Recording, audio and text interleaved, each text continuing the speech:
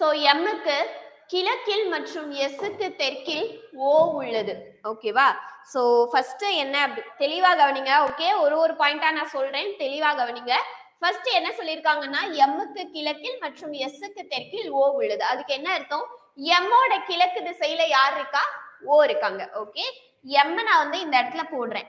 Okay, M நான் இந்த இடத்துல சென்டர்ல போடுறேன். சென்டர்ல போட்டேன்னா கிழக்கு எது? இந்த சைடு. அப்போ எம்மோட கிழக்குல யார் இருக்கா? ஓ இருக்காங்க. அப்ப அப்படி டைரக்டா யார் இருக்கா? ஓ இருக்காங்க. இது புரியுதா? இது புரியுதுன்னு சொன்னாதான் நான் நெக்ஸ்ட் போவேன். இது புரியுதா? இது புரியுதாப்பா? ஆன்சர் பண்ணுங்க. எம்மோட கிழக்குல ஓ இருக்குன்னு சொல்லிருக்காங்க. சோ நான் போட்டிருக்கேன். புரியுதா? ஆன்சர் பண்ணுங்க. அப்போ இருங்க எஸ் போடுறேன். வசந்த் இது புரியுதா? அடுத்து எஸ்க்கு போலாம் நம்ம. புரியுது இல்லையா? சரி, ஓகே. சோ அடுத்தது என்ன சொல்லிருக்காங்கன்னா எஸ்க்கு தெற்குல ஓ இருக்கு. அடுத்த பாயிண்ட் என்ன? எஸ்க்கு தெற்குல ஓ இருக்கு. ஓகே, சோ இப்போ எனக்கு டைரக்ஷன் பொறுத்த வரைக்கும் இது கிழக்கு, கீழே தான் எனக்கு தெற்கு. ரைட்டா? கீழே எனக்கு தெற்கு. இந்த இடத்துல நான் பெருசா கூட போடுறேன். சோ தெற்குன்றது எனக்கு இதுதான். ரைட்டா? எஸ் ஓட தெற்கு திசையில ஓ இருக்கு. அப்போ எஸ் இந்த இடத்துல இருந்தாதான், ஓகே, எஸ் இந்த இடத்துல இருந்தாதான் இந்த இடத்துல என்ன இருக்க முடியும்? ஓ இருக்க முடியும். ஓகே, எஸ் இங்க இருக்குதுன்னா ஓ இங்க இருக்கணும். அப்போ ஓ இங்க இருக்கு. எஸ் எங்க போடணும்? நானு இந்த இடத்துல போடணும். ரைட்டா? எஸ் எங்க போடணும்? நானு இந்த இடத்துல போடணும். புரியுதா? புரியுதா? இப்போ எஸ் சென்டர்ல வச்சு பாருங்க, ஓ வந்து தெற்கு திசையில. எம் சென்டரா வச்சு பார்த்தா எம்மோட கிழக்கு திசையில ஓ இருக்கு. இது புரியுதா? இது புரியுதா? ஆன்சர் பண்ணுங்க. எப்படி எழுதிருக்கோன்னு புரியுதாப்பா? Clear? Okay, super. Okay, question என்னன்னு இப்ப பார்க்கலாமா? எம்க்கு எந்த திசையில் எஸ் உள்ளது? இப்போ எம் சென்டரா நீங்க வச்சிட்டீங்கன்னா எஸ் எந்த திசையில இருக்குன்னு கேட்டிருக்காங்க. ஓகே, எம் சென்டரா வச்சுக்கிட்டீங்கன்னா எஸ் எந்த திசையில இருக்கு? எம்மோட கிழக்கு திசை இது, எம்மோட வடக்கு திசை இது. ரெண்டுக்கும் நடுவுல இருக்குது என்னது? வட கிழக்கு. சோ ஆன்சர் என்னது? ஆப்ஷன் சி, வட கிழக்கு. ஓகேவா? புரியுதா? North east. Super. Answer is வடக்கு கிழக்குக்கு நடுவுல இருக்கு. சோ ஆன்சர் இஸ் வட கிழக்கு, north east. Super. Next question. So Ottawa, Canada and Canberra is what ன்னு கேட்டிருக்காங்க. ஓகேவா? இது என்ன அப்படின்னா கனடாவோட கேபிட்டல் அப்படின்றது ஓட்டவா. சோ ஒட்டாவா அப்படி சொல்லுவோம். அண்ட் தென் கேன்பெரான்றது எதோட கேபிட்டல்னு கேட்டிருக்காங்க. கேன்பெரா அப்படின்றது எதோட கேபிட்டல்னா ஆஸ்திரேலியாவுடைய கேபிட்டல். ஓகே, கேன்பெரான்றது ஆஸ்திரேலியாவுடைய capital. Answer is option A, Australia. ஓகேவா? சோ நெக்ஸ்ட் क्वेश्चन போலாமா? Next. Okay, next question. So ஒருவர் தன்னிடம் உள்ள இனிப்புகளை சிறுவர்களுக்கு பகிர்ந்து அளிக்கிறார். ஒவ்வொருவருக்கும் 2 அல்லது 3 அல்லது 4 அளித்தால் ஒவ்வொரு முறையும் 1 மீதம் உள்ளது. ஆனால் 5 அளித்தால் மீதம் இல்லாமல் தீர்ந்து விடுகிறது எனில் அவரிடம் இருந்த மொத்த இனிப்புகள் எத்தனை அப்படின்னு கேட்டிருக்காங்க. ஓகேவா? புரியுதா மேம்? 11 ஒன்ஸ் அகைனா? சரி, ஓகே, நான் சொல்றேன். சரி, ஓகே, நான் சொல்றேன். புரியலன்னு சொல்லியிருக்கீங்க. டைரக்ஷன் क्वेश्चन நான் சொல்றேன். எல்லாத்தையும் முடிச்சுட்டு நான் சொல்றேன். சோ 25. சூப்பர். ஆன்சர் என்னது? Option A, 25. என்ன சொல்ல வராங்க? நான் வந்து என்கிட்ட மொத்தம் கொஞ்சம் சாக்லேட்ஸ் இருக்கு. அது எவ்வளவுன்னு எனக்கு தெரியல. அதை வந்து நான் வந்து 2 பிரிச்சு கொடுக்குறேன்னா பேலன்ஸ் என் கையில 1 இருக்கு. ஓகே, இப்போ நீங்க 25 எடுத்துக்கிட்டீங்கன்னா 2 பிரிச்சு கொடுத்தீங்கன்னா 24 வரைக்கும் கொடுக்க முடியும். பேலன்ஸ் 1 உங்க கையில இருக்கும். அதே சமயம் 3 பிரிச்சு கொடுத்தீங்கனாலும் 3 டேபிளையும் 24 வரும். சோ 24 வரைக்கும் கொடுக்க முடியும். பேலன்ஸ் 1 இருக்கும். 4 டேபிளையும் 25 வரும். 4 கொடுத்தாலும் உங்களுக்கு பேலன்ஸ் உங்க கையில 1 இருக்கும். 5 கொடுத்தா மட்டும் எல்லாமே காலி ஆயிரும். So answer is 25. ஓகேவா? 11th question கன்ஃபியூஸ்டா? சரி, வாங்க பார்த்துடலாம். இதுல கன்ஃபியூஸ் ஆக உங்களுக்கு என்ன இருக்கு? எம்முக்கு கிழக்கில் மற்றும் எஸ்க்கு தெற்கில். ஓகே, எம் இங்க இருக்கு. ஓகே, எம் இங்க இருக்கு, இங்க இருக்கு. எம்மோட கிழக்கு இது. ரைட்டா? எம்மோட கிழக்கு அது, எம்மோட வடக்கு, எம்மோட மேற்கு. ரைட்டா? எம்முடைய தெற்கு. புரியுதா? டைரக்ஷன்ஸ் புரியுது இல்லையா? டைரக்ஷன் புரியுதுன்னு சொன்னாதான் நெக்ஸ்ட் போவேன். போர்ட்ல டிரா பண்ணி சொல்லுங்களா? சோ இது புரியுதா உங்களுக்கு? ஆன்சர் பண்ணுங்க. சாக்லேட் क्वेश्चन கொஞ்சம் கிளியரா சொல்லுங்க. சரி, ஓகே, இது புரியுதாப்பா? டைரக்ஷன்ஸ் புரியுதா? Okay clear. சோ அடுத்து என்ன பாயிண்ட் சொல்லிருக்காங்க, எஸ் ஓட தெற்குல ஓ இருக்குன்னு சொல்லிருக்காங்க. ஓகேவா? இப்போ நான் வந்து இந்த இடத்துல தான் ஓவ போட்டே ஆகணும். பிகாஸ் எம் ஓட கிழக்கு திசையில ஓ இருக்கு. ஓகே? அதே சமயம் எஸ்ஸுக்கும் தெற்கு திசையில இருக்குன்னா எஸ் நான் இந்த இடத்துல போடுவேன். ஓகேவா? ஏன்னா இப்போ எஸ் நீங்க சென்டரா வச்சு பாத்தீங்கன்னா எஸ் ஓட தெற்குன்றது இதுதான் எஸ் ஓட தெற்கு. அப்போ ஓ இந்த இடத்துல இருக்குன்னா அப்படியே மேலதான் எஸ் இருக்கணும். இதுதான் பொசிஷன். எது? எம் இங்க இருக்கு, ஓ இங்க இருக்கு, எஸ் இங்க இருக்கு. இதுதான் எனது பொசிஷன். பொசிஷன் புரியுதா? எப்படி MOS வந்ததுன்னு பொசிஷன் புரியுதா? ஆன்சர் பண்ணுங்க. 13 क्वेश्चन ஓகே நான் சொல்றேன். பொசிஷன் புரியுதா? அப்ப ஆன்சர் பண்ணுங்க எல்லாரும். சோ ஆன்சர் பண்ணுங்க, அப்பதான் நெக்ஸ்ட் போக முடியும். கிளியர். பொசிஷன் புரிஞ்சிருச்சு. இப்போ என்ன கேட்டிருக்காங்க அப்படின்னா இது இருக்கு இல்லையா, இதுல வந்து நீங்க எம்எஸ் சென்டரா வச்சுக்கோங்க. எம்எஸ் சென்டரா வச்சுட்டு எஸ் எந்த திசையில இருக்குன்னு சொல்லுங்கன்னு கேட்டிருக்காங்க. இவ்வளவு நேரம் ஓக்கும் எஸ்ஸும் என்ன திசையில இருக்குன்னு சொன்னாங்க, எம்மும் ஓவும் எந்த திசையில இருக்குன்னு சொன்னாங்களே தவிர எம்மும் எஸ் எந்த திசையில இருக்குன்னு சொல்லல. அததான் நம்ம கிட்ட கேட்டிருக்காங்க. நீங்க எம் இடத்துல நின்னு பாத்தீங்கன்னா எஸ் எந்த திசையில இருக்கும். எம் சென்டர்னா எம்மோட கிழக்கு இது, எம்மோட வடக்கு இது, எம்மோட மேற்கு இது, எம்முடைய தெற்கு இது. சோ சென்டர்ல இருக்குது வட கிழக்கு. ஓகேவா? புரியுதா? ஃபர்ஸ்ட் டைம் புரியல, இப்ப புரியுதா? சூப்பர். இப்ப புரிஞ்சிருச்சா இல்லையா அகைன் சொல்லணுமா?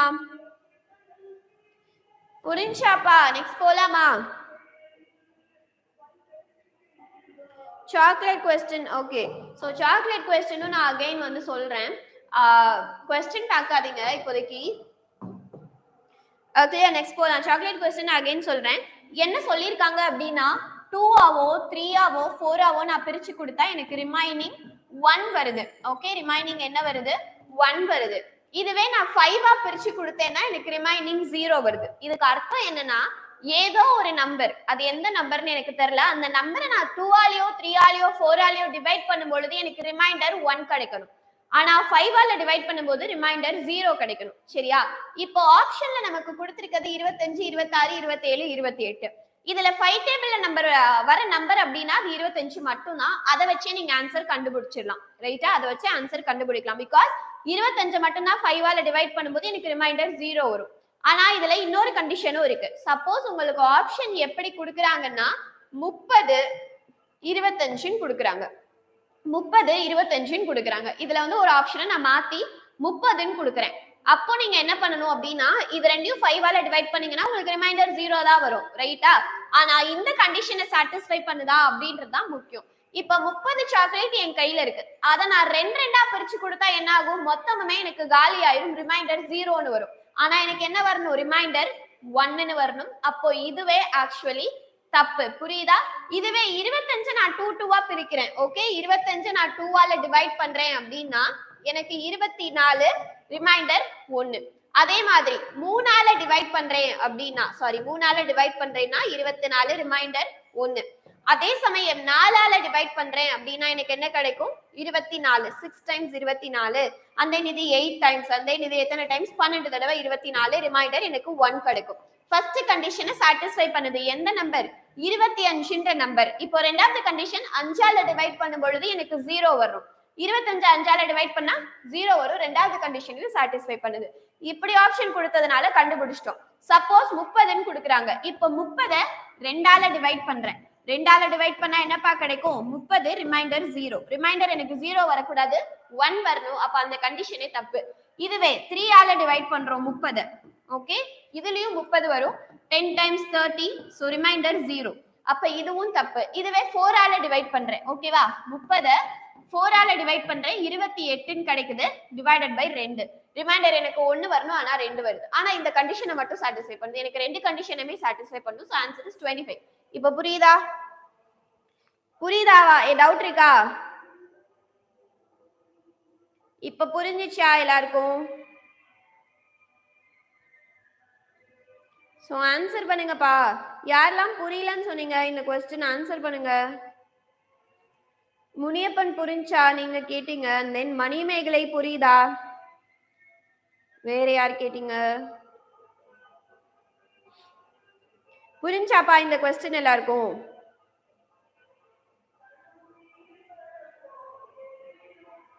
சரி, ஓகே, நெக்ஸ்ட் போலாம். சோ ஒரு உருளை வடிவ தொட்டியின் கொள்ளளவானது. சோ சிலிண்டர்னு சொல்லிட்டாங்க. ஓகேவா? சிலிண்டரோட ஃபார்முலா சொல்லுங்க. வால்யூம் ஆஃப் தி சிலிண்டர் சொல்லுங்க. சோ அடுத்தது நெக்ஸ்ட் போலாம். கிளியர். ஓகே. சோ சிலிண்டரோட வால்யூம் கொடுத்திருக்காங்க எவ்வளோ? 1848 மீட்டர் கியூப். ஓகேவா? அதனுடைய விட்டம் அப்படின்றது 14 மீட்டர். விட்டம் அதாவது டயாமீட்டர், ரேடியஸ் கிடையாது, diameter 14.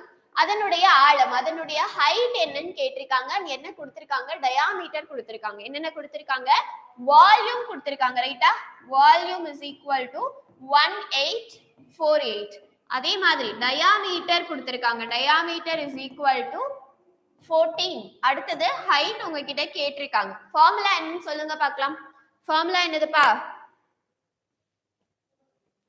So pi r square h. Super. Volume of the cylinder formula என்னது? Volume is equal to pi r square h. Okay. அப்போ இத கண்டுபிடிக்க எனக்கு h மட்டும் கண்டுபிடிக்க சொல்லிருக்காங்க. அப்ப எனக்கு வால்யூம் தெரியணும், ரேடியஸ் தெரியணும். அப்பதான் h என்னால கண்டுபிடிக்க முடியும். ஆனா டயாமீட்டர் கொடுத்திருக்காங்க. அத வச்சு நான் ரேடியஸ் கண்டுபிடிக்கலாமா? 14 divided by 2 7. அப்ப இந்த 7 தான் என்னது? ரேடியஸ். ஓகே, 7 தான் ரேடியஸ். ஃபார்முலால சப்ஸ்டிட்யூட் பண்ணலாமா?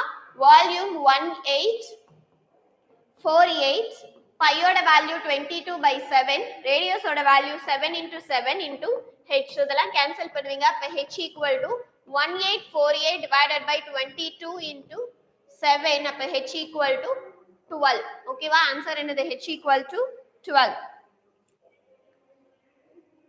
கிளியராப்பா? டவுட் இருக்கா? டவுட் எதுவும் இருக்கா? ஆன்சர் பண்ணுங்க.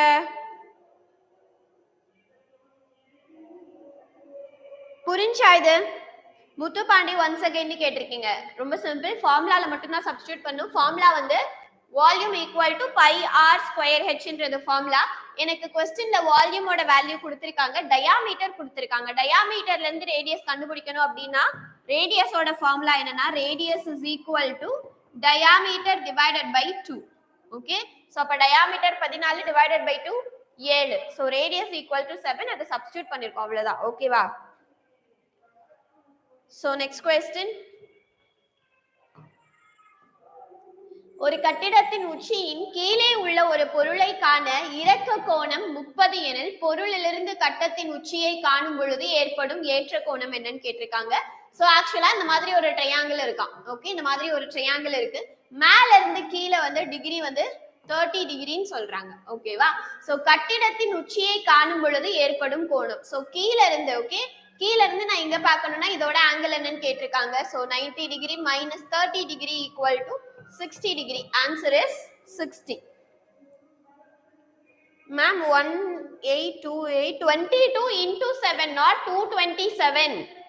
குரு பிரசாத் 22 into 7 227 கிடையாது. ஓகேவா? 22/7 தான வேல்யூ. 22 227 கிடையாது. ஓகேவா? So 1848 divided by 22 into 7. நான் கூட அதை ஃபுல்லாவே நான் பண்ணிடுறேன். ஓகேவா? சோ அந்த ஃபார்முலா என்னன்னா வால்யூம். ரைட்டா? 1848 is equal to pi r square h. பையோட வேல்யூ 22/7, ரேடியஸ் வந்து 7 so into h. இங்க இருக்க ஒரு 7, இங்க இருக்க ஒரு 7 ஆட்டோமேட்டிக்கா எனக்கு என்ன ஆயிடும்? கேன்சல் ஆயிடும். சோ பேலன்ஸ் இருக்குது 1848 divided by இந்த 22 இந்த பக்கம் டிவிஷன்ல வரும். சோ 22. அதே மாதிரி இங்க ஒரு 7 இருக்கு, அதுவும் எனக்கு டிவிஷன்ல வரும். So 22 1 times. This is for 84 times. 22 84 times multiply பண்ணா எனக்கு 1848 கிடைக்கும். 7 12 ஆல மல்டிப்ளை பண்ணா 84 கிடைக்கும். So answer is 12. ஓகேவா? So next question. which is the wrong pair னு கேட்டிருக்காங்க. ஓகேவா? So which is the wrong pair னு கேட்டிருக்காங்க. மேம் பை வேல்யூவை தப்பா சொல்றேன். ஓகே ஓகே, சோ புரிஞ்சாப்பா? Okay, next question. எது இதுல தப்பான பேர்னு கேட்டிருக்காங்க. கொஞ்சம் ஃபாஸ்டா போலாம் ப்ளீஸ். 16 64 9 36 36 216 49 343. ஓகேவா? சரி, ஓகே. 3.14 தானே மேம் வேல்யூன்னு கேட்டிருக்கீங்க. சோ பையோட வேல்யூ 3.14 and also 22/7. எப்படி வேணா நீங்க எடுத்துக்கலாம். 22/7 நீங்க டிவைட் பண்ணீங்கன்னா உங்களுக்கு 3.14 னு கிடைக்கும். அதாவது 22/7. ஸோ 3 times 21 பேலன்ஸ் 1 பாயிண்ட் வச்சு 0 சேர்த்தீங்க அப்படின்னா 1 ஸோ 7 பேலன்ஸ் 3 அகெயின் வந்து 0 சேர்ப்பீங்களா எஸ் 4 times 28 ஸோ இந்த வேல்யூவை தான் நீங்க போடுறீங்க ஓகேவா நெக்ஸ்ட் கொஸ்டின் ஆன்சர் பண்றீங்களா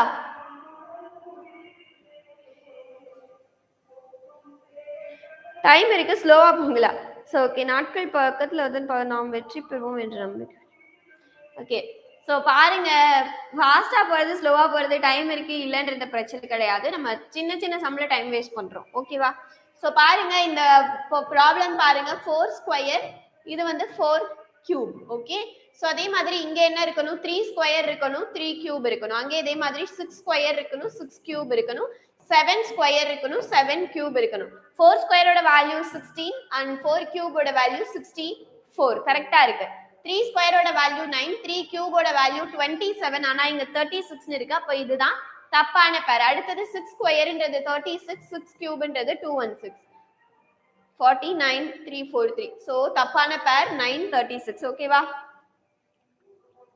சோ நெக்ஸ்ட் क्वेश्चन